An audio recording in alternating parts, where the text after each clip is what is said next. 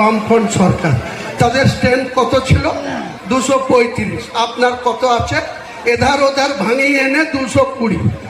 এই 220কে তুড়ি মেরে উড়াবো, 220কে তুড়ি মেরে উড়াবো। বাংলার রাজনীতিতে আমাকে বলা হচ্ছে ভোট কাটুয়া। আরে 2,82,000 মুসলমান ভোট আছে। 2,82,000-এর মধ্যে ধরে নেন 2,30,000 মানুষ ভোট দিতে যাবে। 30,000 পাতাখোর আছে, 30,000 পাতাখোর আছে, তাদেরও ভাগ দেন। 2 লক্ষ ভোট, 1,60,000 যেদিন হুমায়ুন কবিরের দলের পক্ষে পড়বে, আপনার সরকার চিৎপটাং হয়ে ওই ভাগীরথী। আপনি দেখে নেবেন, হুমায়ুন কবির অঙ্ক কষে চলে, একদম অঙ্ক কষে মেপে জুপে হুমায়ুন কবির রাজনীতিটা করে।